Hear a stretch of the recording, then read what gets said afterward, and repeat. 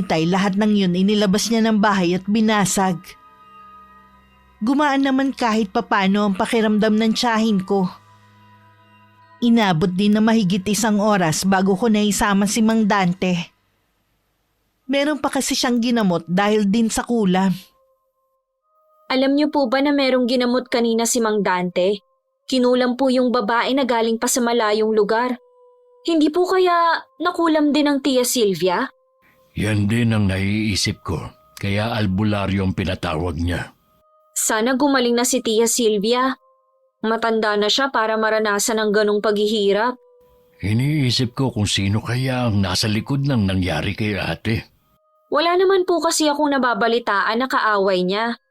Tsaka hindi naman papatulan ng mga taga rito si Chang. Kilala naman nila to na mabunganga lang.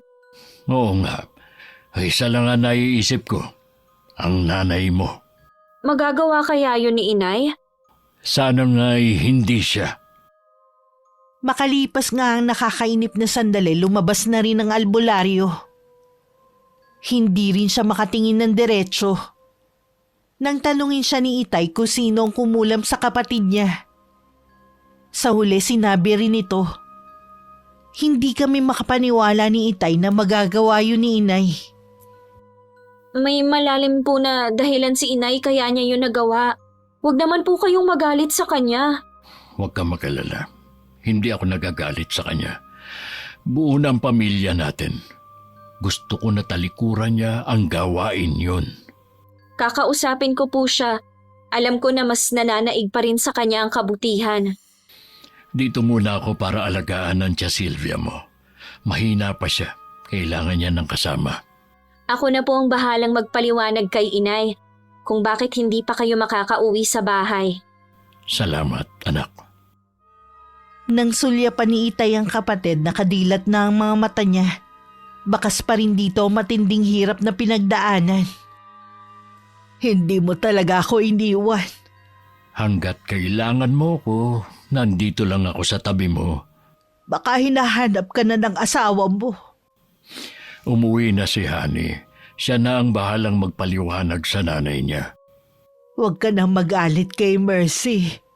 Kasalanan ko naman kung bakit niya ako kinulam eh. Dapat lang sa akin to. Abay, parang ibang tao na ang kausap ko ngayon ah. Ganon siguro kapag nalalagay na sa bingit ng kamatayan ng isang tao. Marami ako napagtanto ng mga mali kong ginagawa. Tama naman lahat ng paratang ng asawa mo sa akin eh.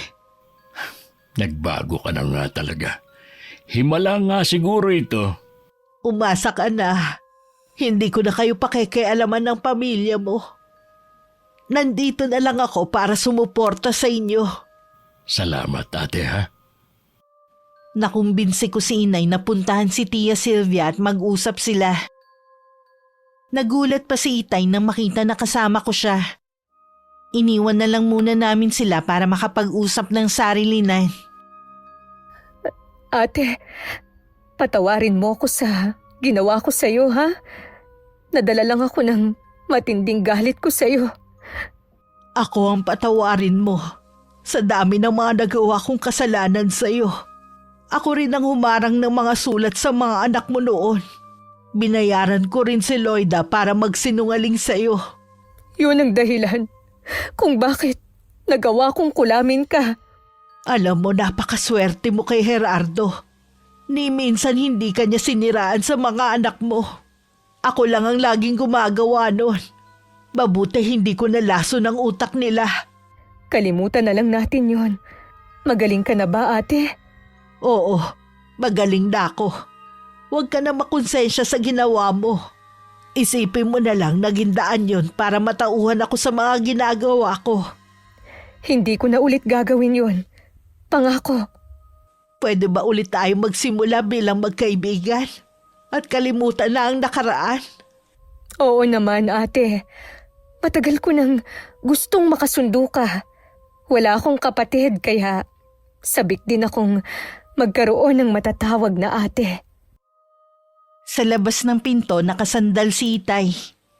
Nagpahid pa siya ng luha sa mga mata. Sa wakas nagkabati na rin si Inay at Tia Silvia. pagkatapos ng ilang taon nilang alitan.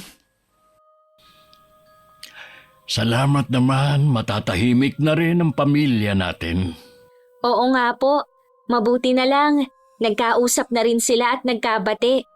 Nagsisisi rin naman si inay sa kanyang nagawa. Mabait naman ang inay niyo. Minsan lang talaga, iba nagagawa ng galit sa tao. Tama ka, Tay. Kaya nga mas pinili ko na lang na isubsob ang sarili ko sa trabaho kaysa makagawa ko ng hindi maganda kay Janet. Kuya! Mabuti sumunod ka dito. Para kasing kinalimutan niyo na ako eh. Kaya ako na lang kusang pumunta rito. Talaga bang hindi na kayo magkakaayos pa ni Janet? Malabo na. Lalo na umamin na rin siya sa akin. Wala siyang magagawa kundi makisama sa ama ng anak niya. Huwag kang mag-alala, kuya. Darating din ang para sa'yo. Oo naman. Sa ngayon focus muna ako sa pagtuturo. Bata ka pa naman, enjoyin mo rin muna ang buhay binata. Kapag may pamilya ka na kasi, sila na ang prioridad mo. Marami ka na rin kailangang isang tabi, pati sarili mong pangarap at kaligayahan. Opo, Tay. Tatandaan ko po yan. Ay, mabuti pa siguro umuwi na lang tayo. Hayaan na lang natin ang nanay nyo na mag-asikaso sa tia Sylvia nyo. Mabuti pa nga po. Naririnig ko po na nagtatawanan na sila sa loob ng silid. Mula nang magkasundo sina Inay at Tia Sylvia, higit pa sa pagkakaibigan na nabuo sa kanilang dalawa. Para silang magkapatid na hindi mapaghiwalay. Minsan nga kapag nag-aaway ang mga magulang ko, mas kinakampihan ni Chang si Inay. At minsan napagtutulungan pa si Itay. Hindi ko maiwasang mapangiti habang inaalala ko ang mga sandaling yon, Miss Gwen. Sa ngayon po kasi malayo ako sa aking pamilya. Nagtatrabaho ako ngayon dito sa Maynila. Minsan sa isang buwan lang ako nakakauwi sa probinsya namin. Kahit malayo ako, panatag ako. Dahil alam kong nagtutulungan si Inay at Tia Sylvia. Maraming salamat po, Miss Gwen. Wakas. Okay, shoutout po tayo. Shoutout kay Rosalina Bugayong from Singapore with love. Hello kay Rubelin Eneria. Hello kay Elizabeth Dunca from Pampanga. Hi kay Phoebe Ranyada. Hello kay Miss Ami Yong from Malaysia. Hi kay Isis Venus Gitgano from Kapatagan, Lanao del Norte. Hello kay Mami Risa from Malaysia. Hi kay Maria Reg Picache.